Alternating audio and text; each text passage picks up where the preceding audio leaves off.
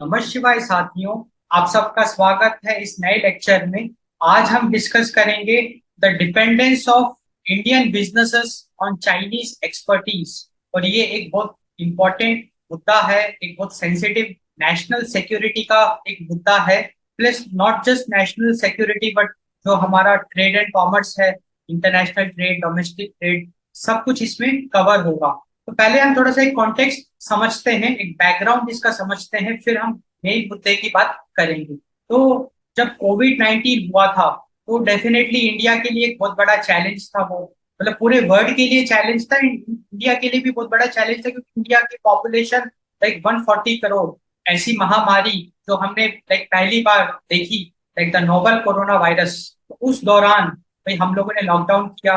जब लॉकडाउन किया, लाइक 21 दिन का जो भी लॉकडाउन था, इकोनॉमी पूरी तरीके से बैठ गई, क्योंकि ये जितना भी गुड्स एंड प्रोडक्शन हम कर रहे थे वो सब थम गया। सारे सारी इकोनॉमिक एक्टिविटी रुक गई, सारे बिजनेसेस, सारी इंडस्ट्रीज ठप पड़ गई, because that was the lockdown ना। पूरा एक तरीके से देश की इकोनॉमिक एक्टिविटी बहुत बुरी तरीके से अफेक्टेड हुई उस दौरान। उस पीरियड में लाइक उस पर्टिकुलर क्वार्टर में जो इकोनॉमिक ग्रोथ थी वो -23%। लाइक हिस्ट्री ऑफ इंडिया में पहली बार इतना डीप, लाइक इतना गंदा, एक क्या कहते हैं उसे, decline in the economic growth अपने को देखने को मिला। उसमें किसी की गलती नहीं है, ना सरकार की गलती है, क्योंकि वो तो एक डिजास्टर आप कह लो, या वो एक नेचुरल एक डिजास्टर था, वो तो एक हेल्थ इमरजेंसी थी। उसमें अगर ये नहीं करते तो हो सकता है कि कितने लोगों की जान चली जाती, या कितना ज्यादा वो एक इम्पैक्ट क्रिएट कर देता। सो अल्टीमेटली हमारी जो इंडियन इकोनॉमी है उसने एक बहुत ड्रास्टिक कोलैप्स देखा। एंड अनफॉर्चुनेटली उसी दौरान लाइक कोविड के टाइम पे, ये आपके सामने की बात है, चाइना ने पाकिस्तान के साथ लाइक बहुत फ्रेंडशिप आप कह लो या कुछ भी, लाइक ऑन रिकॉर्ड्स है, ये तो मीडिया में है, लाइक चाइना पाकिस्तान भाई भाई, लाइक ऐसे भी चीनी जो भी एडमिनिस्ट्रेशन वाले हैं ऐसी सब बातें करने लगे थे। चाइना ने पाकिस्तान को खूब फंड भी किया, एंड लाइक अच्छे रिलेशंस थे, जो कि देश के लिए डिजास्टर था, क्योंकि दोनों नेबर हैं, चाइना भी पाकिस्तान भी। और हम कभी नहीं चाहेंगे कि पाकिस्तान को चाइना का ऐसा खुल के सपोर्ट मिले, क्योंकि चाइना तो पाकिस्तान तो इंडिया के खिलाफ कंटिन्यूसली कॉन्स्पिरेसी रचता रहता है, स्पेशली लाइक कश्मीर में टेंशन क्रिएट करना, या जो भी टेरर एक्टिविटीज है। आज तो हम जिस युग में जी रहे हैं वहां पे तो fourth generation war, fourth generation terrorism का कंसेप्ट है, जहाँ पे कि आपके साथ, मतलब आपकी पीठ पे छुरा भोंका जा रहा है और आपको पता भी नहीं चल रहा है। That is the fourth generation. ऐसी ऐसी कॉन्स्पिरेसीज हमारे साथ करी जा रही है, जो सामने से नहीं, पीछे से, लाइक लाइक शैडो तरीके से। उस पे भी हम डेफिनेटली बहुत अच्छे लेवल पे डिस्कस करेंगे with proper facts, with proper evidence. हम जो भी बात करेंगे हम उसको एक बहुत अच्छे सॉलिड ग्राउंड पे करेंगे विद फैक्ट्स, क्योंकि we we believe in Rashtra Dharma, because we are on the path of Shiv Yog, and वहां पे Dharma plays the most important role. We don't have any self interest, our interest is the Rashtra Dharma. और अगर कुछ गलत हो रहा है तो मुझे आवाज उठाना ही पड़ेगा, क्योंकि अगर मैं अधर्म को होते हुए चुपचाप देखूंगा तो मेरे को दंड मिलेगा, मैं भी उस अधर्म का हिस्सेदार बनूंगा। एंड यही तो लॉर्ड कृष्णा ने हमको सिखाया है।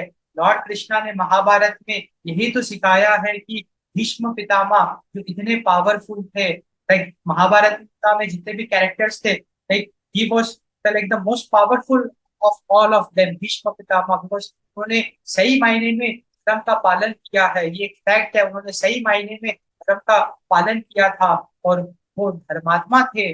उसके बावजूद भी कि कितनी गंदी तरीके से मृत्यु हुई, कोई सपने में भी नहीं सोच सकता था, ना वो कभी सपने में सोच सकते थे कि उनका ऐसा हाल होगा, कि उनको बाण की जो शैया है उसमें अपना प्राण त्यागना पड़ा। क्योंकि जब वो बाण की शैया में गए तो कितनी उनको पीड़ा झेलनी पड़ी, जहाँ पे एक एक पॉइंट में कितना उनको पेन एक्सपीरियंस करना पड़ा।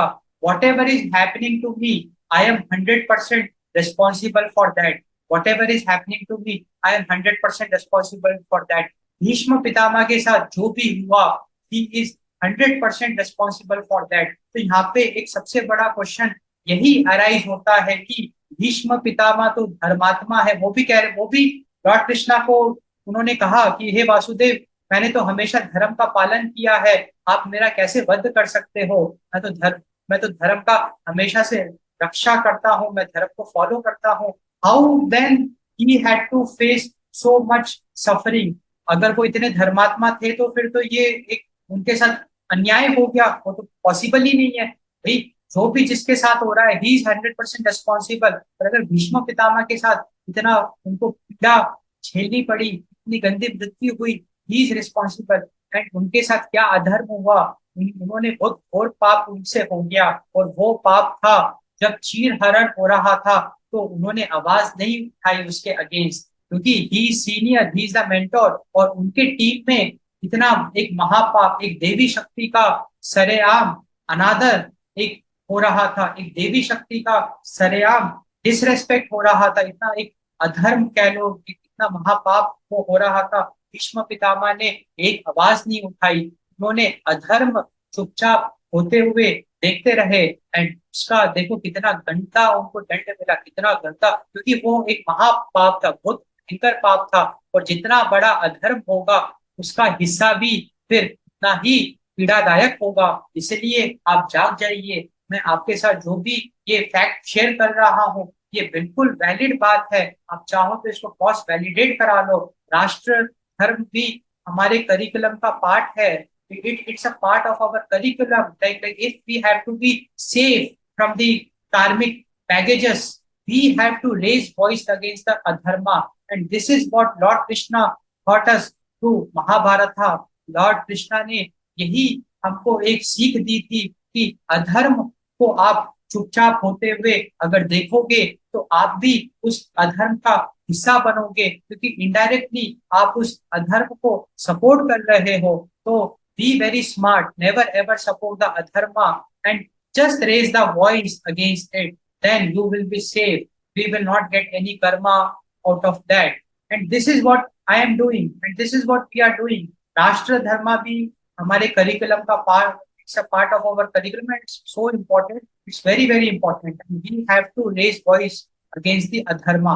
तो बेसिकली आइडिया ऐसा है कि फिर से इस पे आते हैं, क्योंकि बहुत अच्छा लेक्चर है, बहुत अच्छा हम डिस्कशन करेंगे। काफी कुछ आपको नई नई चीजें पता चलेगी ग्राउंड रियलिटी से। आप like you will get an awareness of the ground reality.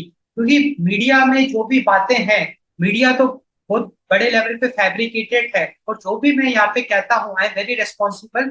मैं सोच समझ के कहता हूँ, एंड मैंने जो एनालाइज किया है एक एक सॉलिड ग्राउंड पे मैं कहता हूँ। अगर मैं कहता हूँ कि मीडिया फैब्रिकेटेड है तो ये एक सही बात है, और इसको हम जरूर आने वाले टाइम में प्रूफ करेंगे। ये तो आपके सामने की बात है, आप देखो ना जिस तरीके की आज रिपोर्टिंग हो रही है। लाइक मीडिया का काम सिर्फ रिपोर्टिंग करना नहीं है, मीडिया का काम प्रेशर क्रिएट करना भी है। मीडिया का काम आवाज इस लेवल पे उठाना है कि प्रॉब्लम को सॉल्व करना। क्योंकि डेमोक्रेसी में हम कैसे प्रॉब्लम सॉल्व कर सकते हैं? डेमोक्रेसी में हम प्रोटेस्ट के थ्रू प्रॉब्लम सॉल्व कर सकते हैं, या हम आवाज को उस लेवल पे उठाए कि सरकार जग जाए। सरकार अगर कुछ गलती कर रही है तो फिर वो डर जाए लोगों से और वो गलती ना करे। और आप बांग्लादेश का एग्जाम्पल देख लो। आज बांग्लादेश में शेख हसीना जो वहां की प्राइम मिनिस्टर है, वो इतना ओवर कॉन्फिडेंस था, क्योंकि जब से बांग्लादेश को इंडिपेंडेंस मिला है, भाई शेख हसीना के जो फादर थे, like he was the first prime minister, and उनकी विरासत लेते गए। एंड शेख हसीना ये सोचती थी कि किसी की औकात नहीं है कि बांग्लादेश को रूल कर ले, क्योंकि ये तो हेरिटेज में उनको चला आ रहा है, जो पावर हेरिटेज है। अनफॉर्चुनेटली उन्होंने कुछ ऐसे कदम उठाए, हो सकता है कि उनका इंटेंशन अच्छा बुरा, that is a secondary thing that like we can keep it aside, but the problem is that if students were not happy with that, and पहले तो students peacefully ही तो मांग कर रहे थे, पहले तो कुछ महीने पीसफुली वो डिमांड कर रहे थे कि आप ये जो 30% रिजर्वेशन है प्लीज आप इसको वापस ले लीजिए, क्योंकि ये एक बहुत बड़ी इनजस्टिस है आम आदमी पे। एंड वहां की एडमिनिस्ट्रेशन, वहां की सरकार नहीं मानी, वो डिक्टेटरशिप दिखाने की कोशिश किया उन्होंने। उन्होंने स्टूडेंट्स की बात को खारिज कर दिया, एंड जिसके फल स्वरूप या जो भी कह लो, लाइक मैं पावर ऑफ डेमोक्रेसी आपको डेमोन्स्ट्रेट कर रहा हूँ कि डेमोक्रेसी इतनी पावरफुल है कि अगर people are not happy with your move, then you have to take it back, no other choice, क्योंकि you are working for the people. आज हमारे प्राइम मिनिस्टर है, वो हमारे लिए काम कर रहे हैं। आज जो सरकार है वो हमारी सरकार है, वो हमारे लिए काम कर रही है। और अगर आपको कोई चीज पसंद नहीं है तो आपको वो चीज वापस लेनी ही पड़ेगी, क्योंकि आप हमारे लिए काम कर रहे हो और हमको पसंद नहीं है, तो आप कैसे उस चीज को रख सकते हो। तो यही तो बांग्लादेश में हुआ कि बांग्लादेश की people not happy with some amendments और सम रिजर्वेशंस, एंड सरकार वहां पे डिक्टेटरशिप वाला रोल प्ले कर रही थी कि नहीं भाई ये तो आपको बर्दाश्त करना पड़ेगा। कैसे बर्दाश्त करना पड़ेगा भाई, हम डेमोक्रेसी है, हम चाइना नहीं है, हम डिक्टेटरशिप नहीं है, हम डेमोक्रेसी है। अगर आपको कोई चीज पसंद नहीं है तो आपको वो चीज वापस लेनी ही पड़ेगी। और वो डेमोक्रेसी की पावर वहां पे दिख गई। स्टूडेंट्स इतने भड़क गए, क्योंकि स्टूडेंट्स इतने ज्यादा एजिटेशन उन्होंने क्रिएट किया, वहां पे नेशनल इमरजेंसी लग गई, वहां पे मिलिट्री रूल लग गया। उसके बावजूद भी सुप्रीम कोर्ट ने भी वहां पे ऑर्डर पास कर दिया, सुप्रीम कोर्ट ऑफ बांग्लादेश ने वहां पे ऑर्डर पास कर दिया कि भाई आप इस रिजर्वेशन को हटाओ, बिकॉज यहाँ पे नेशनल हार्मोनी डिस्टर्ब हो रहा है, नेशनल इतना ज्यादा दंगे हो रहे हैं, लोग इतने मर रहे हैं, इतने लोग मर गए वहां पे, लाइक 200 300 तो एक नंबर दिखाते हैं। सही मायने सही मायने में it's a very very big number. तो और सुप्रीम कोर्ट का आदेश आ गया, सब आ गया, तो भी दे वे नॉट, उनका एक बार कॉन्फिडेंस चला गया, उनका ट्रस्ट चला गया, लोगों का वहां के प्राइम मिनिस्टर पे ट्रस्ट चला गया। और लोग इतने त्रस्त हो गए कि अब उन्होंने कहा कि अब तो अपने को रिजर्वेशन से मतलब ही नहीं है, अब तो हम इनको ही हटा देंगे, क्योंकि अब हमको इन पे बिल्कुल भरोसा नहीं रहा। तो हमारी बात सुनने को तैयार नहीं है, हमारे लिए काम करने को तैयार नहीं है, कैसे हम उसको अब हमारा लीडर चुने। उन्होंने बांग्लादेश में प्राइम मिनिस्टर के रेजिडेंट को रेड कर दिया। आप विजुअल्स देखो, it was so shocking, and it shows the power of people, it shows the power of people कि उन्होंने रेड कर दिया एंड एक एक चीज उन्होंने छीन ली।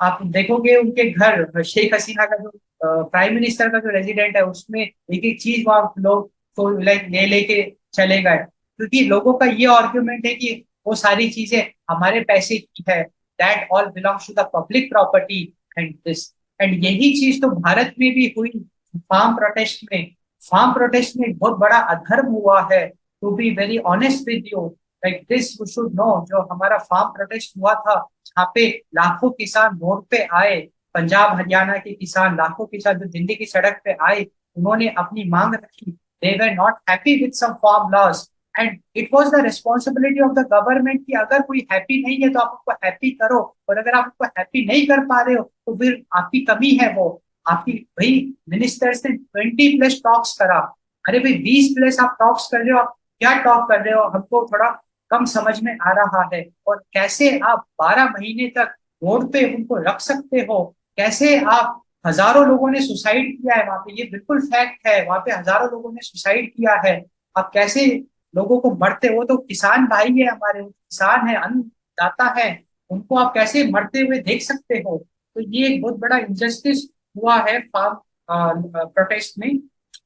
इस पे हम डेफिनेटली बहुत अच्छे लेवल पे आगे डिस्कस करेंगे, एंड यहाँ पे हम ये डिस्कस करेंगे कि कैसे अगर हम आवाज नहीं उठाते, हम सपोर्ट नहीं करते, तो वो चीज कैसे हमको हानि पहुंचा सकती है। मैं आपके साथ एक सीक्रेट शेयर करता हूँ, मैं टेबल पे एक बात रखता हूँ, अगर आपको इसको एक्सेप्ट करना है तो करो, नहीं करना है तो नहीं करो, बट ये फैक्ट है। और ये फैक्ट ये है कि अब जैसे जो पंजाब के हमारे सिख किसान हैं, अब भाई हर कोई इंसान है, उनको ये लगता है कि उनके साथ बहुत बड़ा अन्याय हुआ है, ये फैक्ट है, क्योंकि उनके जो वो 12 महीने तक वहां पे थे, प्लस कितने लोगों की जान चली गई, तो वहां पे वो मजाक नहीं हुआ है, वो हमारे ही लोग थे, हमारे ही भाई बहन है। एंड आज पाकिस्तान की जो फोर्सेस है, इस या जो अपोजिशन पार्टीज हैं, वो इस चीज का मिसयूज करती है। मिसयूज कैसे करती है, उनको भड़काती है, उनको ऐसे भड़काती है कि उनको हिंदू कम्युनिटी के अगेंस्ट करने की कोशिश करती है, या उनको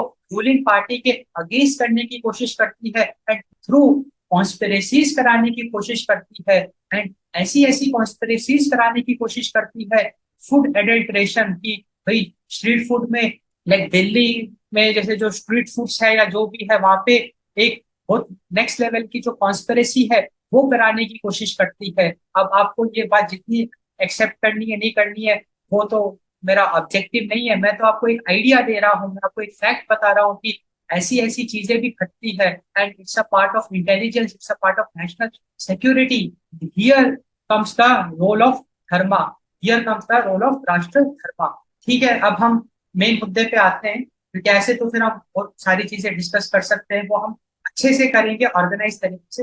अब let us just focus on this topic, जहाँ पे हम डिस्कस कर रहे थे कि कोविड 19, जहाँ पे हम डिस्कस कर रहे थे कोविड 19 जो भारत में हुआ, वहां पे हम डिस्कस कर रहे थे चाइना ने पाकिस्तान के साथ हाथ मिलाया, पाकिस्तान को फंड किया, that was a disaster for us. And also उसी दौरान जब हम कोविड से लड़ाई कर रहे थे, उसी दौरान चाइना ने अपनी ट्रूप्स को अरुणाचल प्रदेश, लाइक जो भी लेह लद्दाख बॉर्डर है, वहां पे टेंशन उन्होंने क्रिएट कर दिया।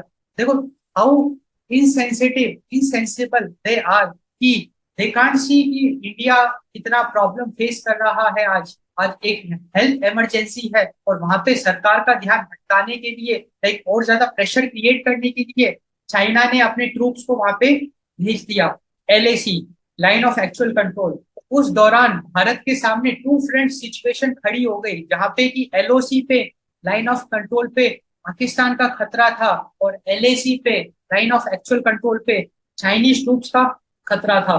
तो इसके रिप्लाई में, क्योंकि हमारे जो ऑनरेबल एक्सटर्नल अफेयर्स मिनिस्टर हैं S. जयशंकर, उन्होंने काफी सारी टॉक्स वगैरह करी, बट अनफॉर्चुनेटली वो नहीं माने, चाइनीज नहीं माने, वो लगातार डिस्टरबेंस टेंशन वो क्रिएट करते गए। इसके स्वरूप हमारी जो गवर्नमेंट है उन्होंने एक बहुत स्ट्रिक्ट एक्शन लिया, क्योंकि और उसके अलावा भी साइबर अटैक भी हुआ, मुंबई के किसी पावर स्टेशन में साइबर अटैक हुआ, ये पाया गया कि उसमें चाइनीज लोगों का हाथ था। ऐसी घटना भी घटी है, सब ऑन रिकॉर्ड है, आप देख सकते हैं उसको। इसके अलावा भी जैसे तो इसके फल, लाइक इसके रेस्पॉन्स में हमारे जो गवर्नमेंट है खिसिया गई, like like it became so angry, and उन्होंने बहुत कड़े कदम उठाए चाइना के अगेंस्ट। एंड सबसे पहला जो कदम उठाया वो ये था कि आई थिंक 30-40 एप्स बैन कर दिए, जो चाइनीज एप्स थे। जैसे टिकटॉक एक बहुत पॉपुलर था इंडिया में, टिकटॉक एक चाइनीज कंपनी है, तो टिकटॉक को बैन कर दिया। इसके अलावा भी बहुत सारे चाइनीज एप्स थे, उसको इंडिया में बैन कर दिया। ये एक कदम उठाया गया। इसके अलावा आत्मनिर्भर भारत का एक इनिशिएटिव आया, एंड वही हमारा अभी मेन चर्चा है। अभी मैंने बैकग्राउंड बनाया, तो पूरे बैकग्राउंड से अब हम आत्मनिर्भर भारत पे आ गए, और यहीं से हम हमारा लेक्चर मेनली स्टार्ट होगा, यहीं से हमारा लेक्चर स्टार्ट होगा, आत्मनिर्भर भारत। तो आत्मनिर्भर भारत जो है वो एक बहुत ही बड़ा विजन है हमारी सरकार का, self reliant India, and it's a very noble vision, very good vision, आत्मनिर्भर भारत, जहाँ पे कि हम मैन्युफैक्चरिंग स्वयं करेंगे। हम क्यों किसी से इंपोर्ट करें, हम मैन्युफैक्चरिंग स्वयं करेंगे। That was the goal of Atmanirbhar Bharat. It is called as the golden era of India, it is called as the golden era of India. अब हम थोड़ा सा ग्राउंड रियलिटी डिस्कस करते हैं आत्मनिर्भर भारत की, क्योंकि ये डिस्कस करना बहुत ही जरूरी है, ग्राउंड रियलिटी। क्योंकि जो दिखता है और जो होता है उसमें बहुत अंतर होता है, और जिस दिन आपने वो अंतर पहचान लिया कि दिख तो ये रहा है बट असली में ये है, उस दिन आप एक सतर्क नागरिक होंगे, उस दिन आप एक जागरूक नागरिक होंगे, और उसी दिन आप एक सही मायने में देश की सेवा करोगे। क्योंकि अगर आप डिफ्रेंशिएट ही नहीं कर पा रहे हो कि वो बोल कुछ रहे हैं, हो कुछ रहा है, तो आप अधर्म का साथ निभाओगे जाने अनजाने में। आपका इंटेंशन खराब नहीं है, बट आप अनजाने में अधर्म का साथ निभाओगे, क्योंकि आप वो जो बोल रहा है उससे आप इन्फ्लुएंस हो रहे हो, और आप ग्राउंड लेवल पे हो क्या रहा है वो आपसे बिल्कुल छुपा हुआ है। इस क्योंकि ये पूरा का पूरा धर्म is a science, it's a cosmic justice, it's a play of energy. अगर आपसे अनजाने में भी भूल होती है वो भी आपको दंड तो भोगना ही पड़ता है। ये तो एक हमारी हिस्ट्री ने भी यही सिखाया है। अगर आप शास्त्रों को उठा के देखो, जहाँ पे दशरथ जो है, किंग दशरथ, लॉर्ड राम के पिताश्री, उनसे गलती से हिरन, नहीं हिरन भी नहीं, आई थिंक श्रवण कुमार, आप को रिलेट करना, मैं अपने बेस्ट पॉसिबल तरीके से रिकॉल करता हूँ। श्रवण जो है, जिनके माता पिता अंधे हैं, एंड श्रवण तो इतना बड़ा एक एग्जाम्पल है माता पिता की सेवा का, कि उसने अपने अंधे माता पिता का कितना सेवा किया, मन से सेवा किया, अपना पूरा जीवन लगा दिया। एंड दशरथ से गलती से, आई थिंक वो हिरन का शिकार करने गए, एंड गलती से उनसे श्रवण पे तीर लग गया, श्रवण की मृत्यु हो गई, ऐसा कुछ संदर्भ है। एंड जिसके रिप्लाई में उसके जो अंधे माता पिता है, उन्होंने श्राप दे दिया किसको, दशरथ को, कि भाई जैसे तुमने हमारा बेटा छीना, एक दिन तुमको भी बेटे का वियोग का दुख भोगना पड़ेगा। एंड उसी के रिजल्ट में लॉर्ड राम को वनवास हुआ। एंड दशरथ तो कभी नहीं चाहते थे, एंड दशरथ को खुद वनवास का आदेश देना पड़ा। जो भी लीला है ये कह के कि जो भी लीला है, बट आदेश तो दशरथ ने ही दिया। एंड सबसे ज्यादा दुख तो दशरथ को ही हुआ, क्योंकि लॉर्ड राम तो उनके बहुत प्रिय थे। और 14 साल का वनवास is like, it was terrible for him. वो पीड़ा भोगनी पड़ी, जहाँ पे कि दशरथ से अनजाने में वो पाप हो गया। तो पाप आप अनजाने में करते हो तो भी उसका दंड तो भोगना पड़ता है। इसीलिए अगर आप अंधभक्त हो तो आप जाग जाओ। मतलब मैं किसी के अगेंस्ट नहीं हूँ, मैं तो आपके भले की बात कर रहा हूँ, मैं तो आपका भला चाहता हूँ। तो मैं बस आपको ये कह रहा हूँ कि आपके पास फ्री विल है, आपको जो करना है आप करिए, बट आप डिफरेंशिएट जरूर करिए कि सामने वाला जो बोल रहा है और ग्राउंड लेवल पे क्या है।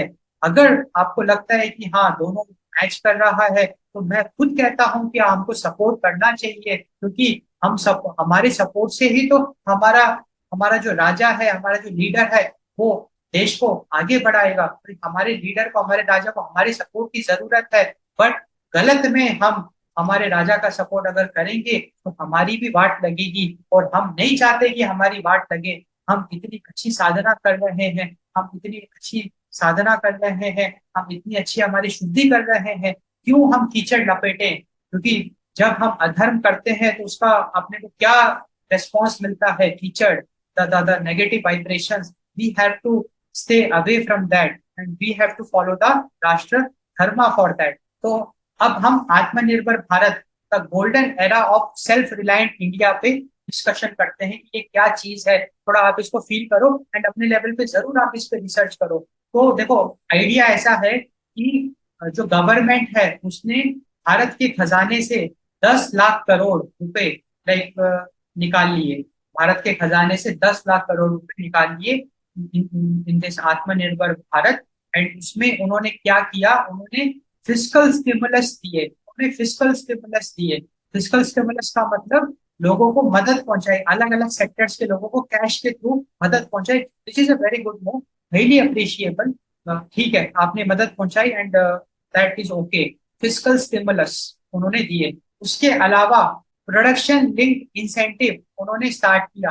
प्रोडक्शन लिंक्ड इंसेंटिव का ये कंसेप्ट था कि भारत सरकार ने प्राइवेट प्लेयर्स को इनवाइट किया कि आप मैन्युफैक्चरिंग करो, आप हमारे साथ मिलके इंडस्ट्री सेटअप करो, और जितनी ज्यादा प्रोडक्शन करोगे उसके हिसाब से सरकार आपको इंसेंटिव्स देगी, सरकार आपको अच्छा फंड देगी, आपको इन्वेस्टमेंट्स देगी, 0% इंटरेस्ट रेट में आपको इन्वेस्टमेंट्स करेगी। आपको फ्री फंड ऐसा मिलेगा, इनाम के तौर पे फ्री फंड लोन मिलेगा आपको। वो लोन बिना ब्याज के चुकाना है, लाइक इंटरेस्ट फ्री लोन आपको मिलेगा। तो ये तो एक बहुत अच्छा एक है कंसेप्ट। तो प्रोडक्शन लिंक इंसेंटिव ये सब आया, और 10 lakh crore is a very big number. Indian economy के लिए 10 lakh crore is a very very big number, क्योंकि हमारी तो $5 ट्रिलियन की इकोनॉमी है। अब ये भी एक बहुत बड़ा क्वेश्चन है कि $5 ट्रिलियन नॉमिनल प्राइस में है कि करेंट प्राइस में है, लाइक जो भी वो है, वो एक अलग डिस्कशन है, उस पर अभी हम नहीं जाएंगे। But still the idea is that 10 lakh रुपए 10 लाख करोड़ रुपए डाइल्यूट हो गए विद अ गुड इंटेंशन। गोल क्या था कि हम छोटे लेवल पे इंडस्ट्री सेटअप करें, production linked incentive, different different sectors में हम इंडस्ट्री सेटअप करें, और हम चाइना को टाटा बाय बाय कह दें, लाइक चाइना से इंपोर्ट्स को मिनिमाइज कर दें, चाइना की डिपेंडेंसी हटा दें। अब यहाँ पे दो तीन मैं काउंटर आर्ग्यूमेंट्स आपके सामने रखूंगा। लाइक देखो, मैं जो भी डिस्कशन कर रहा हूँ एक लॉजिकल रैशनल डिस्कशन कर रहा हूँ, ना मैं किसी का फेवर कर रहा हूँ ना मैं किसी का अगेंस्ट कर रहा हूँ। जो फैक्ट है मैं उसकी बात कर रहा हूँ। तो फैक्ट ये कहता है कि देखो, चाइना की डिपेंडेंसी को खत्म करना शॉर्ट लेवल पे नॉट पॉसिबल। उसका मैं एक बहुत बड़ा आपको तर्क देता हूँ। सबसे बड़ा उसका तर्क ये है कि मैन्युफैक्चरिंग करने के लिए मशीन्स की आवश्यकता होती है, मैन्युफैक्चरिंग करने के लिए प्रोसेसिंग यूनिट्स की आवश्यकता होती है, मैन्युफैक्चरिंग करने के लिए स्किल्ड लेबर्स की आवश्यकता होती है, मैन्युफैक्चरिंग करने के लिए टेक्नोलॉजी की आवश्यकता होती है। और अनफॉर्चुनेटली अभी इंडिया उस लेवल पे नहीं है कि वो खुद की state of the art machines बना रहा है। आज इंडिया उस पोजीशन में नहीं है कि वो खुद की state of the art machines बना रहा है। वो बिल्कुल नहीं बना रहा है, वो आज इंपोर्ट कर रहा है। इंडिया के पास अभी वैसी टेक्नोलॉजी नहीं है, वो टेक्नोलॉजी भी इंपोर्ट कर रहा है, वो स्किल्ड लेबर्स को भी इंपोर्ट कर रहा है, और ये फैक्ट है। और आत्मनिर्भर भारत आप सिर्फ प्रोडक्शन इंसेंटिव के बेसिस पे कैसे बना सकते हो? आत्मनिर्भर भारत अगर आपको बनाना है तो पहले आपको मशीन्स बनानी पड़ेगी, क्योंकि जब अगर हम मशीन्स इंपोर्ट कर रहे हैं तो फिर हमारी डिपेंडेंसी कैसे खत्म हो गई? अगर हम मशीन्स इंपोर्ट कर रहे हैं तो उस मशीन को चलाना भी तो आना चाहिए, तो उस मशीन की मेंटेनेंस भी तो करेंगे, तो वो तो चाइनीज ही करेंगे। और अनफॉर्चुनेटली आज भी जो भी बड़ी बड़ी मैन्युफैक्चरिंग हो रही है वो मशीन्स हम चाइना से ही खरीदते हैं। एंड उसका रीजन यही है कि चाइना आज के टाइम पे सबसे सस्ते रेट में मशीन्स दे रहा है व्यापारियों को, इंडस्ट्रियलिस्ट को। तो यहाँ पे सबसे बड़ा क्वेश्चन यही अराइज होता है कि आत्मनिर्भर भारत का कंसेप्ट में कितना बड़ा एक क्वेश्चन मार्क है कि जहाँ पे आपने 10 लाख करोड़ रुपए भारत के खजाने से निकाल लिया in the name of production linked incentive with the intention of self reliance, no dependence on other powers। और वही आप चाइनीज मशीन्स में आप सेल्फ रिलायंट इंडिया की बात करते हो। आप चाइनीज मशीन्स का यूज करके हम प्रोडक्शन कर रहे हैं और हम अपने आप को आत्मनिर्भर कहते हैं। तो ये एक बहुत बड़ा प्रश्न चिन्ह है जो मैं आपके सामने रख रहा हूँ। अब मैं कोई ओपिनियन यहाँ पे नहीं दे रहा हूँ, ये तो जो फैक्ट है वो मैं आपके सामने रख रहा हूँ। अब इस पे आप सोच विचार करिए। सेकंड, मैं यहाँ पे आर्ग्यूमेंट ये आपके सामने रखना चाहूंगा, record level of unemployment in India. ये जो भी बात है ये बिल्कुल फैक्ट है, क्योंकि गवर्नमेंट ऑफ इंडिया ने भी ये एडमिट किया है और बजट सेशन में भी गवर्नमेंट ऑफ इंडिया ने ये एडमिट किया है कि आज हमको रोजगार बढ़ाना है, क्योंकि रोजगार एक प्रॉब्लम है। इकोनॉमिक सर्वे में भी इसकी बात करी गई है। भले ही अब वो इस बात को खुल के माने ना माने, मैं आपके सामने दो तथ्य दो फैक्ट आपके सामने रखूंगा जिससे कि मैं अपनी बात प्रूफ करूंगा कि unemployment in India is a true problem, it is a real problem. आज अगर कोई सरकारी नौकरी निकलती है, सरकारी में भी पियोन की नौकरी निकलती है जो कि टाइप सी जॉब है, एक पियोन की नौकरी निकलती है, वैकेंसी के लिए 40 लाख लोग 40 लाख लोग अप्लाई करते हैं। अगर 40 लाख लोग पियून की जॉब के लिए अप्लाई कर रहे हैं तो आप समझ जाइए कि वो 40 लाख लोग अपनी करंट जॉब से खुश नहीं है, या फिर उस 40 लाख लोग में ज्यादातर लोग तो जॉबलेस हैं, तभी तो वो पियून की नौकरी करने के लिए तैयार हो गए। अनफॉर्चुनेटली उस 40 लाख लोगों में इंजीनियर्स भी है और एमबीए ग्रेजुएट्स भी है। एमबीए ग्रेजुएट्स की औकात है मैनेजर बनने की, कि एमबीए जो पढ़ाई करता है वो मैनेजमेंट की पढ़ाई करता है, उससे वो मैनेजर बनने की कॉम्पिटेंसी रखता है, और अनफॉर्चुनेटली वो पियून की नौकरी करने के लिए तैयार है। इसका मतलब he is not having the right job और he is not having the job at all. ये हालत है देश की। और ये तो मैंने आपको एक फैक्ट प्रेजेंट किया, ऐसे दसियों फैक्ट आप देखोगे, क्योंकि अनएम्प्लॉयमेंट को मेजर करने का सबसे इजी तरीका क्या है? अनएम्प्लॉयमेंट को मेजर मेजर करने का सबसे आसान तरीका यही है कि अगर एक वैकेंसी निकलती है कितने लोग उसमें अप्लाई करते हैं, उससे अपने को अंदाजा लग जाता है। क्योंकि अगर ज्यादा लोग अप्लाई नहीं कर रहे हैं, एक बहुत लग्जूरियस जॉब निकलती है, लगे बहुत प्रीमियम जॉब अगर ओपन हो रही है, अगर उसमें भी कम लोग अप्लाई कर रहे हैं, तब तो आप ये मान के चलो कि देश में तो रोजगार ही रोजगार है। बट अनफॉर्चुनेटली पियोन की जॉब में अगर 40 लाख लोग अप्लाई कर रहे हैं, it clearly proves the unemployment in India. अब मैं आपके सामने दो फैक्ट्स और रखूंगा।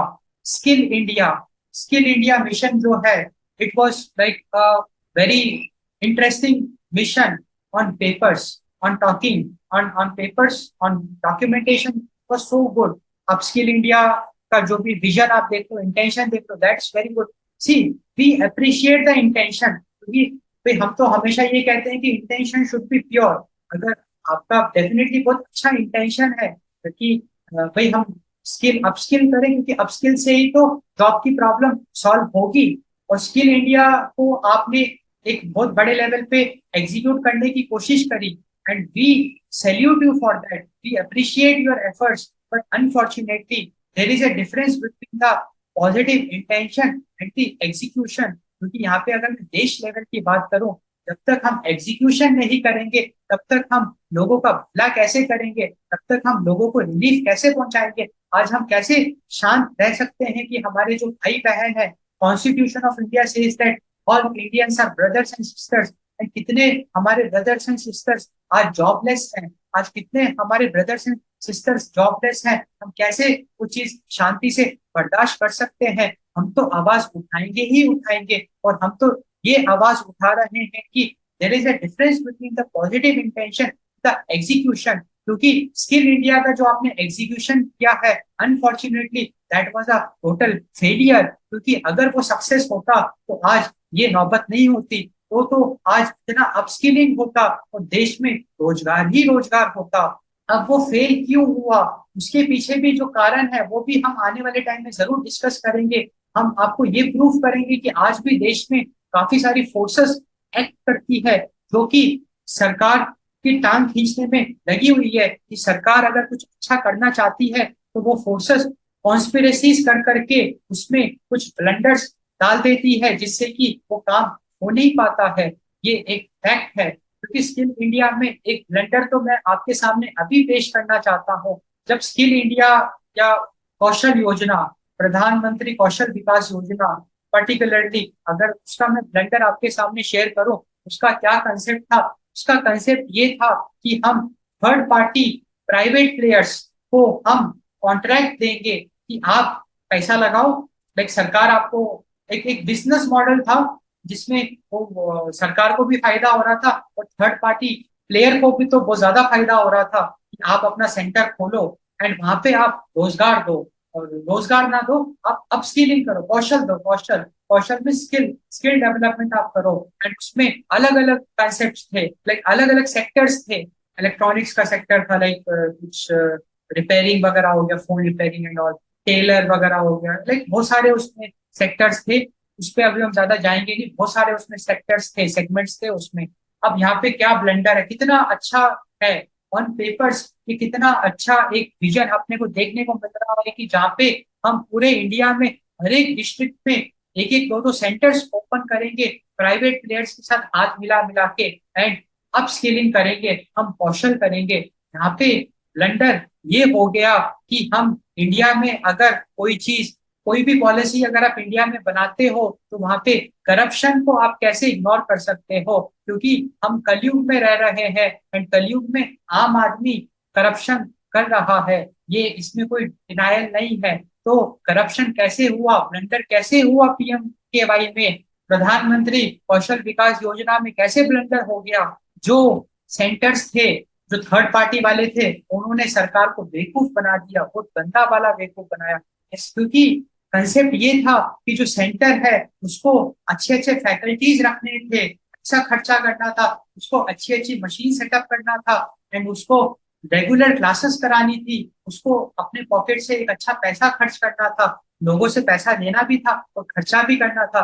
और वहां पे लोगों ने करप्शन ये कर दिया कि ढंग की फैकल्टी हायर करी नहीं, काफी जगह तो फैकल्टी हायर ही नहीं करी, उन्होंने फर्जी दिखा दिया कि लाइक उसमें ऐसे बहुत सारे फर्जी वाड़े हुए हैं जहाँ पे कि सेंटर ने पैसे बचाने की पूरी कोशिश करी, अपस्किलिंग के नाम पे मजाक किया, ढंग से अपस्किलिंग नहीं हुआ, एंड ये पूरा का पूरा मिशन आपका ग्राउंड लेवल पे फेल हो गया। Like see, I don't want this to happen, and because see we all want कि कितना अच्छा होता है कि अगर हमारे ब्रदर्स एंड सिस्टर्स को अपस्किलिंग मिलती, उनको अच्छी रोजगार मिलती, तो आपको कितनी खुशी होती। बट ये नहीं हुआ, एंड इसीलिए हम ये आवाज उठा रहे हैं, हम पॉइंट रख रहे हैं कि this was done properly. And क्योंकि यहाँ पे लैप्स हुआ है, एंड ये तो एक कॉमन सेंस है ना, क्योंकि ये तो एक मेरे को भी समझ में आ रहा है कि आप थर्ड पार्टी पे कैसे यकीन रख सकते हो, जहाँ पे कि हर एक सिटी में, हर एक डिस्ट्रिक्ट में हमारे पास कितने अच्छे अच्छे गवर्नमेंट इंस्टीट्यूट्स है, यूनिवर्सिटीज है। आप यूनिवर्सिटीज का सहारा क्यों नहीं लिया आपने अपस्किलिंग करने के लिए, जहाँ पे यूनिवर्सिटीज के पास तो इंफ्रास्ट्रक्चर पहले से ही मौजूद है। आज भारत में कितनी बड़ी बड़ी यूनिवर्सिटीज है, और कितने अच्छे अच्छे सिटीज में कितनी अच्छी अच्छी यूनिवर्सिटीज है। वो सारी यूनिवर्सिटीज है आज, प्राइवेट भी है, गवर्नमेंट भी है। आप प्राइवेट यूनिवर्सिटीज के साथ भी हाथ मिला सकते थे। गवर्नमेंट तो आपकी खुद की है, यूनिवर्सिटीज के पास तो इंफ्रास्ट्रक्चर भी है, लाइक बड़ी बड़ी क्लासरूम्स मौजूद है, यूनिवर्सिटीज के पास तो फैकल्टीज भी है। आप कितने अच्छे तरीके से ये मिशन एकम्प्लिश कर सकते थे। आपने कितना बड़ा लैप्स किया। अगर आप थर्ड पार्टी की जगह पे यूनिवर्सिटीज को पिक्चर में लाते और पीएमकेवाई करते, तो आपका ये मिशन सक्सेसफुल होता, जरूर सक्सेसफुल होता। क्योंकि यूनिवर्सिटीज की कैपेसिटी भी तो अब मजबूरी में, सेंटर्स की कैपेसिटी कितनी लिमिटेड है, 100 100 लोग, 50 50 लोग। यूनिवर्सिटीज में आप हजार हजार लोग, 500 500 लोगों को रोजगार दे सकते, लाइक रोजगार नहीं कहेंगे, कौशल दे सकते थे, अपस्किलिंग दे सकते थे। तो यूनिवर्सिटी ऐसा तो है नहीं कि 24 घंटे काम करती है। आप अपस्किलिंग वाला कार्यक्रम ओवर टाइम, लाइक 5 बजे के बाद, 4 बजे के बाद, जब यूनिवर्सिटी का जो नॉर्मल रूटीन है वो जब कंप्लीट हो जाता है, तब आप रख सकते थे वो क्लासेस। उस इंफ्रास्ट्रक्चर का आप यूज कर सकते थे। आप वीकेंड्स में वो क्लासेस कर सकते थे। आपने इतना बड़ा एक गोल्डन अपॉर्चुनिटी मिस कर दिया। तो यहाँ पे ये गलती हमारे एडमिनिस्ट्रेशन की है, हमारे ब्यूरोक्रेट्स की है, हमारे नीति आयोग की है, जिन्होंने ये इतनी बड़ी गलती होने दी, या उनसे हो गई तो ठीक है। ये तो जिसका रिजल्ट ये रहा कि आज हम देश में अनएम्प्लॉयमेंट देख रहे हैं रिकॉर्ड लेवल पे। और एंड मैं एक और यहाँ पे लास्ट फैक्ट रखूंगा, जो आपने 10 लाख करोड़ रुपए डाइल्यूट करे, जिसमें आपका विजन था कि हम production link, incentive link production, हम इंसेंटिव लिंक प्रोडक्शन हम करेंगे, ये आपका विजन था। एंड जिसमें डेफिनेटली अगर इंसेंटिव लिंक प्रोडक्शन अगर ढंग से होता, तो रिकॉर्ड लेवल पे रोजगार होता है। ये मैं बिल्कुल आपको फैक्ट बताता हूँ, आप इसको फील करो, आप कॉमन सेंस लगाओ कि अगर 10 लाख करोड़ रुपए हम अपने खजाने से निकाल के अगर प्राइवेट प्लेयर्स को इनाम बांटने के लिए तैयार हैं, और हम बहुत बड़े लेवल पे इंडस्ट्रीज अगर खड़ी कर रहे हैं, एक एक इंडस्ट्री हजार हजार लोगों को नौकरी देगा। और हजार तो शुरुआत की बात है, आज ऐसी ऐसी इंडस्ट्रीज है जो लाखों लोगों को नौकरी दे रहा है। ये फैक्ट है। और हम अगर 10 लाख करोड़ रुपए अगर हम अपने खजाने से निकाल रहे हैं, और अगर हम प्रोडक्शन लिंक्ड इंसेंटिव अगर हम कर रहे हैं, तो हम रोजगार क्यों नहीं प्रोड्यूस कर पा रहे हैं? यहाँ पे तो एक बहुत बड़ा क्वेश्चन मार्क है। इसका मतलब आपका जो ये प्रोडक्शन लिंक्ड इंसेंटिव वाला कंसेप्ट है, ये अभी अच्छे से लागू नहीं हुआ है। और ये बिल्कुल फैक्ट है, तो सरकार भी मानती है ये तो लॉन्ग टर्म प्रोजेक्ट है। ये कितने मजाक हमारे साथ हुआ है कि ये एक लॉन्ग टर्म प्रोजेक्ट है, इसका जो फल सरकार के हिसाब से जो खाने को मिलेगा वो 2030 में खाने को मिलेगा, 2028 में खाने को मिलेगा। How is it possible? Like क्योंकि हमको रिलीफ अभी चाहिए। अब कैसे एक national emergency, like national health emergency में आप कैसे एक लॉन्ग टर्म विजन के लिए 20 10 लाख करोड़ रुपए खर्च कर सकते हो, अपने खजाने से निकाल सकते हो, जहाँ पे कि देश को जरूरत आज है। आज आम आदमी तड़प रहा है, और आप 10 साल बाद भला करने की सोच रहे हो, तो ये तो एक बहुत बड़ा मजाक है। ये हमारे साथ बहुत बड़ा मजाक हो रहा है। एंड यही तो कारण है कि इतना बड़ा आपने पैसा निकाला, एंड उसके बावजूद भी हम एम्प्लॉयमेंट जनरेट नहीं कर पाए, उसके बावजूद भी हम एम्प्लॉयमेंट जनरेट नहीं कर पाए। तो this is a very big question. तो unemployment in India is a serious problem, we have to figure out a way to solve it, otherwise it will be a disaster. क्योंकि जब unemployment होता है तो देश की डिमांड घटती है, और जब देश की डिमांड घटती है, इकोनॉमी पे फर्क पड़ता है, इकोनॉमी पे की प्रोडक्शन कम होगा, और प्रोडक्शन, क्योंकि अनएम्प्लॉयमेंट एक बहुत विशियस साइकिल है। अगर अनएम्प्लॉयमेंट बढ़ता जा रहा है तो ये और बढ़ेगा। क्यों बढ़ेगा? क्योंकि जब डिमांड घटेगी, क्योंकि अनएम्प्लॉयमेंट अगर बढ़ रहा है, लोगों के पास पैसा नहीं है खर्चा करने के लिए, लोग खर्चा कम करेंगे, लोग अपनी पॉकेट टाइट कर लेंगे, डिमांड कम होगी तो प्रोडक्शन कम होगा, जब प्रोडक्शन कम होगा तो इंडस्ट्रीज लॉस बुक करेगी, जब वो लॉस बुक करेगी तो और लोगों को वो अपनी नौकरियों से निकालेगी। तो अनएम्प्लॉयमेंट अगर डिक्लाइन करता है तो एक पॉइंट ऑफ टाइम के बाद वो एक्सपोनेंशियल, कंप्लीट एक्सपोनेंशियल नहीं होगा, बट स्टिल वो एक बहुत ड्रास्टिक लेवल पे डिक्लाइन करेगा, और ये देश के लिए एक बहुत कंसर्निंग सिचुएशन है। तो basically moral of the story, like आज देखो हमको लेक्चर में बेसिकली डिपेंडेंस डिस्कस करना था। सिंस ये एक काफी लंबा लेक्चर अभी हो गया है, डिपेंडेंस हम नेक्स्ट लेक्चर में डिस्कस करेंगे। आप इस चैनल को सब्सक्राइब करिए, आपको मैं आने वाले लेक्चर्स में मैं जरूर dependence of Indian businesses on China को मैं डिस्कस करूंगा। क्योंकि आज के टाइम पे ये तो मैंने आपके सामने एक फैक्ट रखा है कि जितना भी हम प्रोडक्शन कर रहे हैं, जो मशीन्स यूज कर रहे हैं, जो टेक्नोलॉजी हम यूज कर रहे हैं, वो ज्यादातर चाइना से इन्फ्लुएंस्ड है, लाइक चाइना की है वो। एंड वहां पे चाइना का एक्सपर्टीज इन्वॉल्व है, चाइना के लोग ही तो वो मशीन चलाना सीखते हैं, वही तो हमारे लेबर फोर्स को सिखाते हैं, और वही तो मेंटेनेंस भी कर रहे हैं। तो कैसे हम आत्मनिर्भर हो गए? तो ये एक बहुत बड़ा प्रश्न मैंने आपके सामने रखा, एंड हम मजबूर हैं इस संदर्भ में। तो moral of the story is, जो दिख रहा है और जो होल्ड होता है और जो दिखता है, उसमें बहुत बड़ा अंतर होता है। जो दिखता है और जो ग्राउंड लेवल पे होता है, वो अंतर हमको जानना बहुत जरूरी है, वो अंतर हमको जानना बहुत जरूरी है। और हमको क्योंकि जब हम जन कल्याण की बात करते हैं, जब हम सेवा की बात करते हैं, राष्ट्र की सेवा तो सबसे बड़ी सेवा है।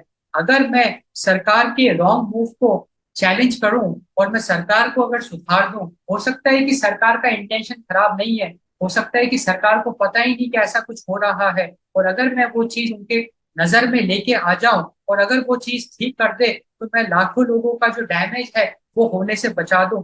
इतनी आपने बड़ी सेवा कर दी, तो राष्ट्र की सेवा, राष्ट्र धर्म तो सबसे बड़ा धर्म है, राष्ट्र की सेवा तो सबसे बड़ी सेवा है। तो इसीलिए हम, there is a difference between what you are seeking and what is happening, and it is your responsibility कि अगर आप सेवा करना चाहते हो, अगर आपके मन में एक अच्छा भाव है कि मुझे सेवा करनी है, आप थोड़ा एफर्ट लगाइए। एफर्ट आप कैसे लगाइए? आप एफर्ट ये खोजने में, ये रिसर्च करने में लगाइए कि क्या जो सरकार क्लेम कर रही है जो ग्राउंड लेवल पे है, क्या वो सही है। और अगर आपको लगता है कि सही नहीं है, तो आप अपनी बात को फैलाइए, जैसे मैं फैलाने की कोशिश कर रहा हूँ। आप अपनी बात को फैलाइए, लोगों तक आपको लाइट पहुंचाइए, क्योंकि the world in which we are living, that is not so good, that is very cruel, because it's the Kalyug, it's very cruel.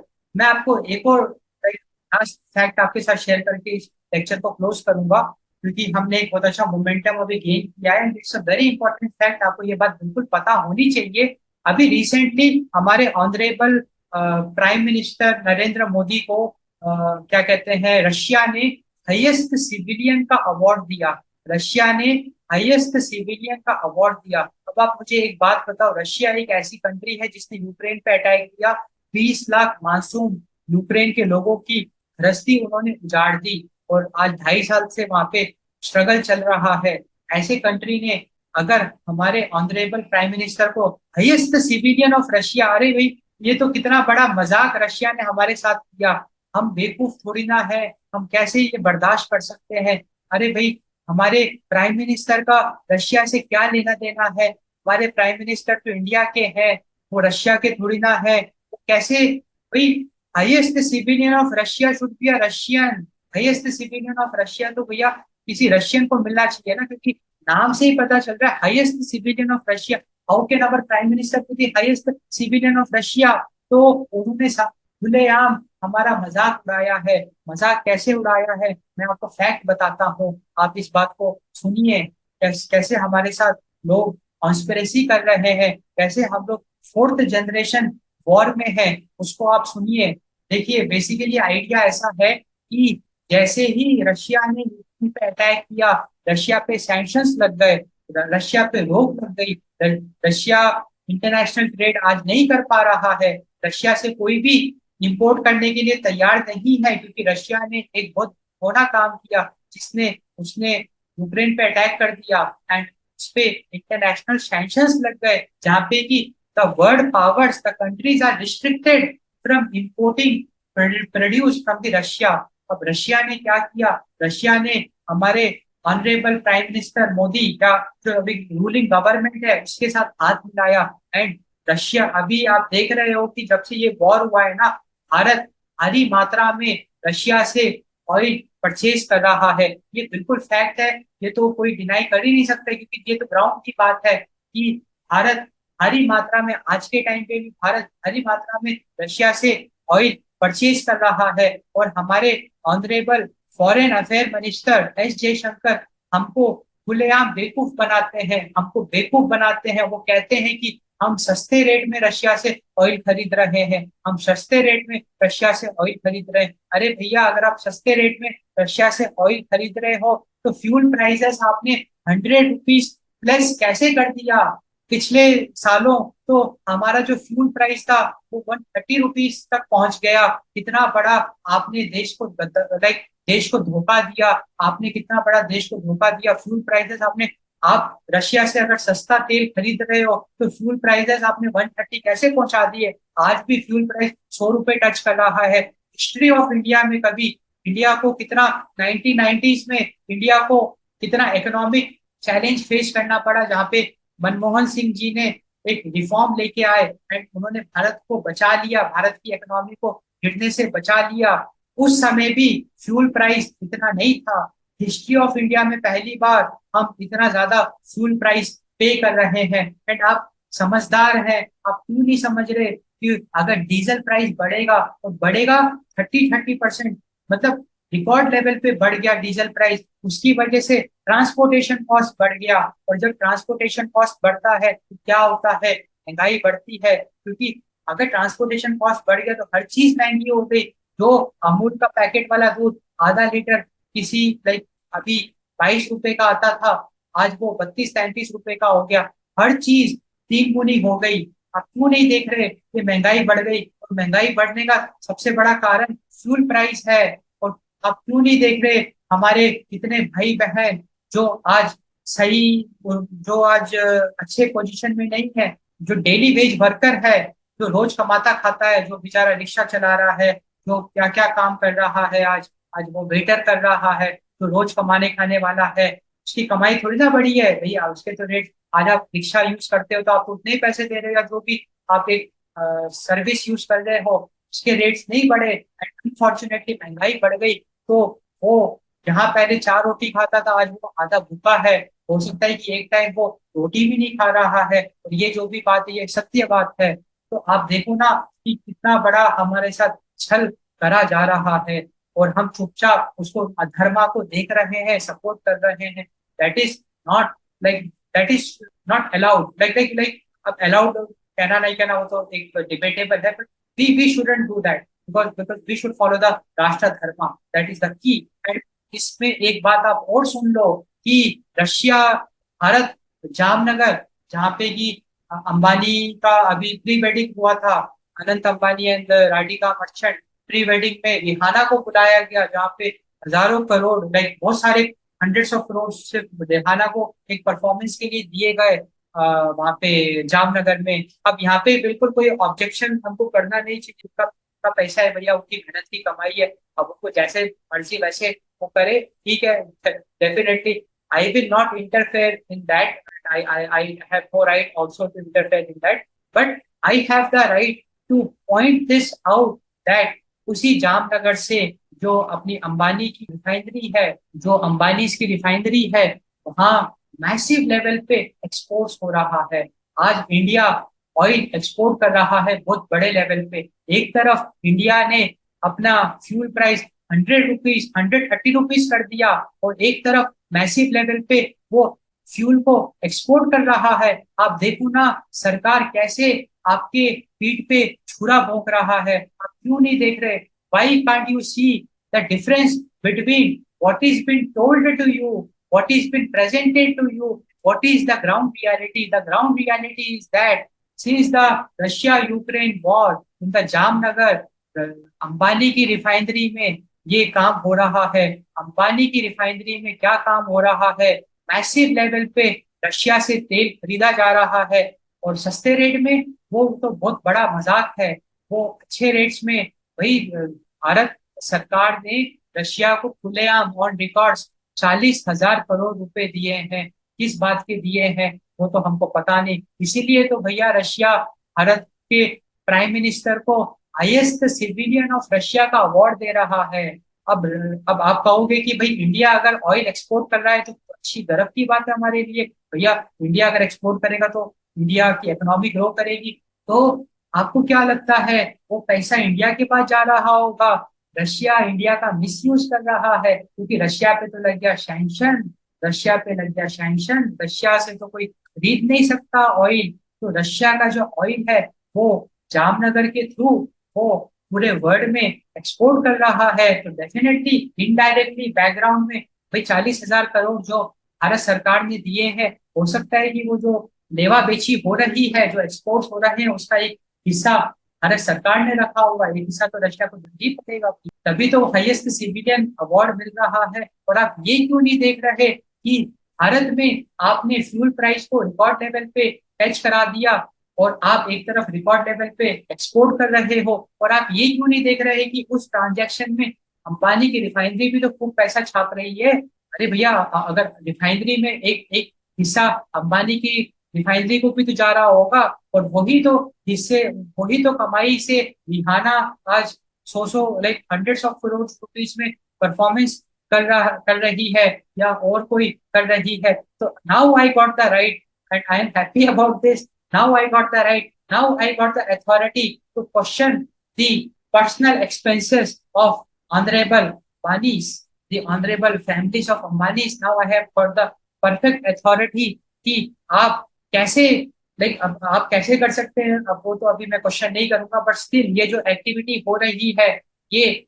बहुत गलत काम हो रहा है कि जामनगर की जो रिफाइनरी है, आप रशिया से मैसिव लेवल पे तेल हमारी भारत सरकार खुलेआम खरीद रही है। एस जयशंकर ग्लोबल प्लेटफॉर्म पे यूरोप से लड़ाई कर लेते हैं कि हमको रशिया से सस्ते रेट में हम ऑयल मिल रहा है, तो आपको क्या दिक्कत है, हम खरीदेंगे, हमारी मर्जी, हमारा पैसा, हमको जहां लगाने लगाओ। तो हम जयशंकर से ये कहना चाहते हैं कि you are a public servant, आप एक ऑनरेबल मिनिस्टर है, हम आपकी रेस्पेक्ट देते हैं, बट वो आपका पैसा नहीं है, वो भारत का पैसा है, वो आम आदमी का पैसा है। एक तरफ हमारा जो लोअर जो डेली वेज वर्कर है, उसको मजबूरी में इतनी महंगाई आपने बढ़ा दी, उसको मजबूरी में एक टाइम भूखा सोना पड़ रहा है और ढंग से पेट अपना भर नहीं पा रहा है।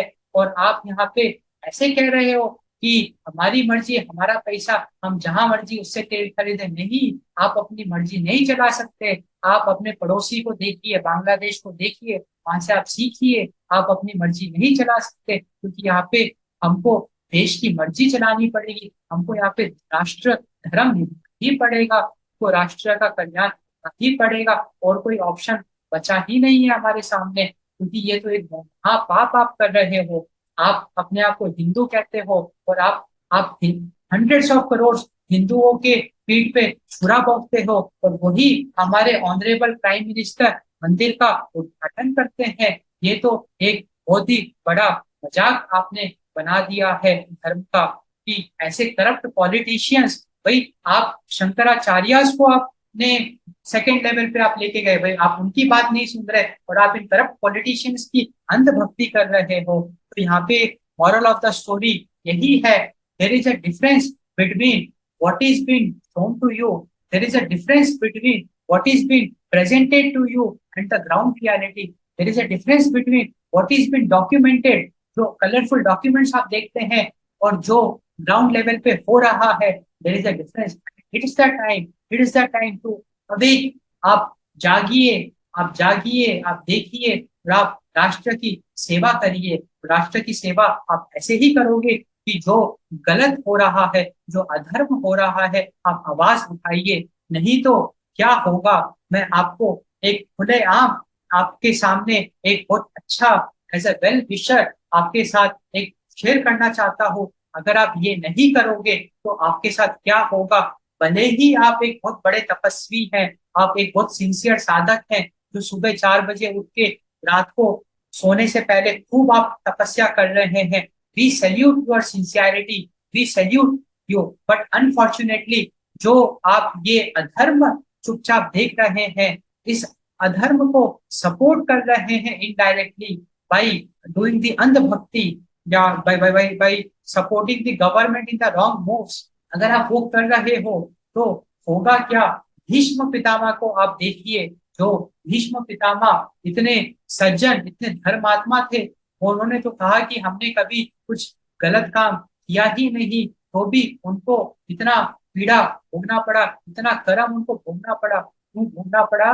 बिकॉज उन्होंने चुपचाप ही क्या कहते हैं, इतना बड़ा अधर्म होते हुए देखा, जहाँ पे कि एक देवी का अपमान हुआ, एक चीर हरण हुआ, और वो उन्होंने आवाज नहीं उठाई भीष्म पितामह ने, तो वो भी उस अधर्म का हिस्सा बन गए। तो मॉरल ऑफ द स्टोरी ये है कि अगर मैं अधर्म को सपोर्ट करता हूँ तो मैं भी उस अधर्म का के पाप का हिस्सा बनता हूँ। और राष्ट्र लेवल पे तो जो अधर्म हो रहा है वो कितना गंदा है, क्योंकि कितने लोगों के साथ इतना बड़ा अन्याय हो रहा है। आज इतनी महंगाई आप बढ़ गई, आप आवाज नहीं उठा रहे, आप क्या कर रहे हो? वही 2013 में, 2012-13 में जब महंगाई थी, इतनी नहीं थी, 2012-13 में इतनी महंगाई नहीं थी, वहां पे भी एलपीजी के प्राइस बढ़े थे, इतने नहीं बढ़े थे। आप पॉइंट टू बी नोटेड, वहां पे भी एलपीजी के प्राइस बढ़े थे।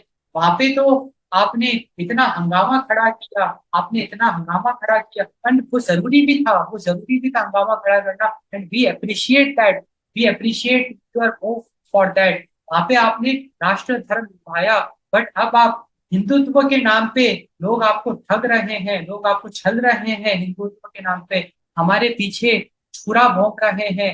जो मैंने आपके सामने फैक्ट्स रखे हैं, आप जरूर आप इसको क्रॉस वैलिडेट करिए। ये तो मैंने हल्के 1% मैंने आपके सामने चीजें शेयर करी है, कितनी सारी चीजें हो रही है, क्योंकि घोर कलयुग में जो का एक इंडिकेशन है। हम चुपचाप कैसे देख सकते हैं? तो महंगाई जो इतनी बढ़ रही है, सबसे पहले तो फ्यूल प्राइस को आप कंट्रोल में लेके आइए, आप आवाज उठाइए, आप अपने लेवल पे जो कर सकते हैं करिए। फ्यूल प्राइस को आप 70 रुपए तक लेके आइए, सो दैट ये जो बेचारे हमारे महंगाई है वो अपने आप कंट्रोल हो जाएगी। जब फ्यूल प्राइसेस आपके कंट्रोल में आएंगे तो महंगाई अपने आप कंट्रोल हो जाएगी, क्योंकि लॉजिस्टिक कॉस्ट कम होगा, महंगाई कंट्रोल हो जाएगी, तो ऑटोमेटिकली कितने लोगों की दुआ आपको मिलेगी, क्योंकि वो जो बेचारा एक टाइम भूखा है, कम से कम वो अपना पेट भरेगा। एंड कितने ज्यादा हानि हमको पहुंचाई है। और अभी भी अगर आपको मेरी बातों का या यकीन तो मैं नहीं कहूंगा भाई, या बट अभी भी आप अंधभक्ति से के मोह या जो भी है उससे आप ऊपर नहीं उठे, तो एक फैक्ट और आप ले लीजिए, 71 paper leaks and it's not a joke. And पिछले 7-8 साल 10 साल में 71 पेपर लीक हुए हैं। आप अभी आप न्यूज उठा के देख लीजिए, पेपर लीक्स इन इंडिया, थोड़ा रिसर्च तो करिए। आप इतने अच्छे हैं, सज्जन हैं, कितने अच्छे स्कॉलर हैं आप थोड़ा एफर्ट तो करिए। आप क्यों अपना पॉकेट भरने के लिए, जहाँ पे आपके पास शिव कृपा से पर्याप्त चीजें हैं, तो भी आपका मन नहीं भर रहा है, आप और अपना पॉकेट भरना चाह रहे हैं, और आप क्यों नहीं देख रहे कि देश में क्या हो रहा है? थोड़ा सा आप समय राष्ट्र की सेवा में लगाइए, आप थोड़ा रिसर्च तो करके देखिए कि क्या हुआ। पेपर लीक्स इन इंडिया आप देखिए तो सही, 71 paper leaks is not a joke. सरकार मजाक कर रही है हमारे साथ, सरकार हमारे साथ भाई, एक पेपर लीक होते ही आप सीबीआई इन्वेस्टिगेशन कराओ, आप कमेटी बिठाओ। आपके सामने 2 पेपर लीक हो गए, आपके सामने 5 पेपर लीक हो गए, आपके सामने 10 पेपर लीक हो गए, आपके सामने 20 पेपर लीक हो गए। जब नीट जैसा इतना बड़ा एग्जाम पेपर लीक होता है, जिसमें 23 लाख बच्चों के साथ छल किया जाता है, 2 करोड़ फैमिली के साथ छल किया जाता है, इतना बड़ा अधर्म किया जाता है, नीट जैसे परीक्षा में इतना बड़ा अधर्म जब किया जाता है, तब जाके हमारी आंखें खुलती है, तब जाके हम सरकार पे प्रेशर क्रिएट करते हैं, और सरकार हमको बेवकूफ बनाने के लिए ऐसी सीबीआई इन्वेस्टिगेशन कराता है। वो सीबीआई ऑफिसर्स जो जिन लोगों ने टॉप किया नीट एग्जाम में, अब की बार 17 जेन्युइन टॉपर्स हैं। आज तक किसी एग्जाम में 17 AIR 1 नहीं आए। भारत के किसी कॉम्पिटेटिव एग्जाम में कोई भी आप उठा के देख लो exam, not only NEET, 17 toppers कभी नहीं आए। हिस्ट्री ऑफ इंडिया में पहली बार किसी एग्जाम में 17 टॉपर्स आए पूरे इंडिया से। कितना बड़ा एक ये घटना घटी। एंड सीबीआई ने जो 17 टॉपर्स है उनका फॉरेंसिक क्रॉस एग्जामिनेशन नहीं किया। फॉरेंसिक क्रॉस एग्जामिनेशन का मतलब क्या होता है कि भाई आप देश के सामने उनको बैठाओ, आप सुप्रीम कोर्ट में उन 17 बच्चों को लेके आओ एंड टेस्ट करो कि क्या वो जेन्युइन है, कि वो मुन्ना भाई है या नटवर लाल है। टेस्ट करो कि वो जेन्युइन है, कि वो मुन्ना भाई है या नटवर लाल है। इतना इजी है।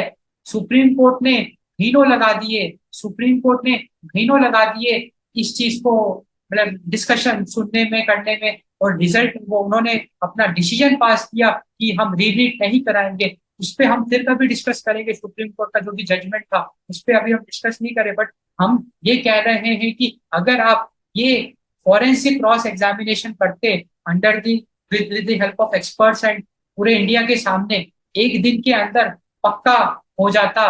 क्योंकि अगर 17 के 17 अगर प्योर होते, मुन्ना भाई नटवर लाल नहीं होता, तो हम बहुत खुश होते।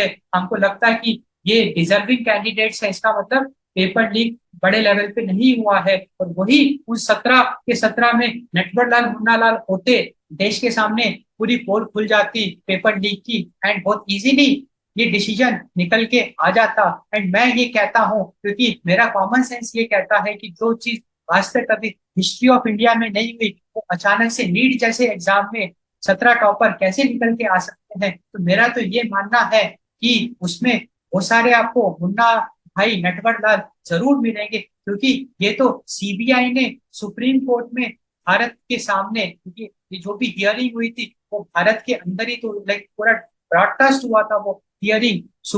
सीबीआई ने सुप्रीम कोर्ट के सामने ये एडमिट किया है कि नीट पेपर लीक हुआ था, नीट पेपर लीक हुआ था। एंड सुप्रीम कोर्ट ने भी ये बात मानी है। एंड सुप्रीम कोर्ट ने तो ये तक मान लिया कि we are unaware of the extent of the paper leak. हमको ये पता नहीं कि किस हद तक पेपर लीक हुआ है, वो अभी इन्वेस्टिगेशन चल रहा है। उसके बावजूद सुप्रीम कोर्ट ने पेपर रद्द नहीं किया। इतना बड़ा एक ब्लंडर किया है हमारे ऑनरेबल सुप्रीम कोर्ट ने। भाई हम तो ये कहते हैं कि है ना, ये थोड़ा सा गड़बड़ हुआ है इतना, क्योंकि भाई सुप्रीम कोर्ट ने एडमिट किया है कि हाँ पेपर लीक हुआ है। सुप्रीम कोर्ट ने ये एडमिट किया है कि we don't know the extent paper leak, कि किस हद तक पेपर लीक हुआ है। उसके बावजूद भी उन्होंने पेपर रद्द नहीं। क्या गड़बड़ हुआ है आप देखिए देश में क्या हो रहा है। क्या गड़बड़ हुआ है? गड़बड़ ये हुआ है कि अब अगर ये मुन्ना भाई और नटवर लाल अगर एम्स दिल्ली में जाएंगे, बिल्कुल जाएंगे ये, क्योंकि पेपर रद्द हुआ नहीं। इसका मतलब जो लोग मुन्ना भाई नटवर लाल है वो फिल्टर वो नहीं हुए, वो सिस्टम के अंदर घुस गए। तो बड़ी बड़ी एम्स में ये जाएंगे, ये पढ़ाई करेंगे क्या? तो ये पढ़ाई करेंगे तो एक नंबर के आलसी हैं, दे आर इनकम्पिटेंट। ये मेहनत करके, ये तपस्या करके इन्होंने एग्जाम पास नहीं किया। इन्होंने 2 नंबर से एग्जाम पास किया है पैसे खिला खिला के। They are highly incompetent. ये बिल्कुल पढ़ाई नहीं करेंगे तो आवारागर्दी करेंगे। एंड ये एम्स में भी कोई ना कोई जुगाड़ लगाएंगे and कैसे भी करके वो वहाँ की डिग्री वो हासिल करेंगे। और यही लोग तो आपकी सर्जरी करेंगे, या जो हमारे बड़े बड़े मिनिस्टर्स हैं उनकी सर्जरी यही लोग। क्योंकि आज किसी को भी अपना ट्रीटमेंट कराना है वो कहाँ से कराता है? वो एम्स दिल्ली से कराता है। आज बड़े से बड़ा मिनिस्टर या कोई बड़ा नेशन बिल्डिंग का वीआईपी, कोई भारत का बहुत बड़ा वीआईपी जो नेशन बिल्डिंग का काम कर रहा है, भारत के लिए बहुत इंपॉर्टेंट है, वो आज क्या कर रहा है? वो आज अपना ट्रीटमेंट कहाँ कराता है? अपना ट्रीटमेंट एम्स में कराता है। तो कितना बड़ा मजाक देश के साथ हुआ है कि जब ये नटवर लाल सर्जरी करेंगे तो क्या, तो ये सर्जरी करेंगे और ये छुरा भोंकने वाला काम करेंगे, क्योंकि they are highly incompetent. And देखो कितना बड़ा ये कोलैप्स है नेशनल सिक्योरिटी का। एंड हमारे ऑनरेबल रेस्पेक्टेड सुप्रीम कोर्ट, कितने एमिनेंट जजेस, उन्होंने इतना बड़ा ब्लंडर कर दिया जहाँ पे नेशनल सिक्योरिटी के साथ एक ये कोलैप्स हो गया। एंड हमारे जो James Bond of India Ajit Doval ji, वो कहाँ पे हैं? वो तो हमको दिखते ही नहीं है। लाइक वो तो कभी लाइक उनका तो कुछ अता पता ही नहीं रहता है कि वो किस मिशन में बिजी है, या वो क्या देश को किस संकटों से बचा रहे हैं। जहाँ पे रशिया खुलेआम भारत के प्राइम मिनिस्टर को हाईएस्ट सिविलियन ऑफ रशिया का अवार्ड दे रहा है, रशिया भारत के थ्रू एक्सपोर्ट्स कर रहा है। भारत में 71 पेपर लीक हो रहे हैं। वो पता नहीं कौन से दुबई के मिशन में बिजी है, वो कौन से पाकिस्तान के मिशन में बिजी है, जहाँ पे आज भी कश्मीर में कितने अटैक्स हो रहे हैं। भले ही बड़े लेवल पे नहीं, छोटे छोटे लेवल पे अटैक्स हो रहे हैं। आप आज कश्मीर का न्यूज उठा के देखिए, आप दंग रह जाएंगे कि आज भी कश्मीर में, क्योंकि जब तक हम पाकिस्तान ऑक्यूपाइड कश्मीर को ऑक्यूपाई नहीं करेंगे, क्योंकि वही तो मेन टेरर हब है। ये जितने भी ये जितने भी आपके टेररिस्ट हैं, वो पीओके से तो ऑपरेट कर रहे हैं। हम पीओके को क्यों नहीं वापस हथिया पा रहे हैं? एंड हमारे अजीत डोभाल जी हाँ बिजी है, हमको तो समझ में आता नहीं है। वो देख नहीं पा रहे कि कैसे नटवर लाल, मुन्ना लाल, मुन्ना भाई नटवर लाल सिस्टम के अंदर एंटर कर रहे हैं एंड सिस्टम को डैमेज कॉज कर रहे हैं। Moral of the story is there is a difference between what is being shown to us and the ground reality. There is a difference between what is being documented and the ground reality. There is a difference between what is being presented, the ground reality. And if we are able to identify that difference, we will be serving the country in a true manner. Otherwise, you will be just another donkey. Sorry to say, but it's a fact कि अगर हम अधर्मा को चुपचाप support करेंगे, हम ground reality को नहीं देखेंगे, हम अंधभक्त बने रहेंगे और हम अधर्म को अगर चुपचाप सपोर्ट करेंगे, then you will be just another donkey. Because यहाँ पे देश की बात आ रही है, यहाँ पे राष्ट्र की बात आ रही है, और यहाँ पे देश के साथ गद्दारी करने की बात आ रही है। देश का गद्दार कौन है जो आज गद्दारों का जो सपोर्ट कर रहा है? वो भी तो देश का गद्दार है। आप क्यों नहीं समझते कितना बड़ा अधर्म है ये? आप जागिए, आप इस बात को समझिए। ये एक बहुत बड़ा अधर्म है कि जिस देश का हम नमक खा रहे हैं, हम हमारी भारत माता का कैसे ऐसा हम कर सकते हैं? हम जिस देश का नमक खा रहे हैं उसी को हम चीट कर रहे हैं by blindly supporting the traitors, by blindly supporting the गवार्स, by blindly supporting the corrupt politicians, dirty politicians, जो कि हमारे आंखों में धूल झोंक झोंक के हमको हमारे पीठ पे वो छुरा भोंक रहे हैं। और वही करप्ट पॉलिटिशियंस हमारे मंदिर का इनॉग्रेशन कर रहे हैं। क्या तो वो राम मंदिर की बात करते हैं, कैसे तो वो राम मंदिर का इनॉग्रेशन कर सकते हैं? उनको धर्मा की एबीसीडी नहीं पता। क्या तो हम राम राज्य सिद्ध करने की बात करते हैं, क्या तो हम राम राज्य लाने की बात करते हैं, जहाँ पे कि उसी राम टेम्पल की इनॉग्रेशन में आधे से ज्यादा तो बॉलीवुड भरा हुआ है। और बॉलीवुड और धर्मा तो दूर दूर तक कोई उनका रिलेशन नहीं है। उस पर हम फिर कभी डिस्कशन करेंगे, उस पर हम फिर कभी डिस्कशन करेंगे। तो हम यही कहना चाह रहे हैं कि बाहर की फोर्सेस हाईली एक्टिव है। आप क्यों नहीं देख रहे कितने सारे प्रोटेस्ट? अभी यूके में प्रोटेस्ट हुआ, बांग्लादेश में प्रोटेस्ट हुआ, साउथ अफ्रीका में प्रोटेस्ट हुआ। ये सब इतने सारे प्रोटेस्ट हो रहे हैं, प्रोटेस्ट भी तो ये फोर्सेस कराती है।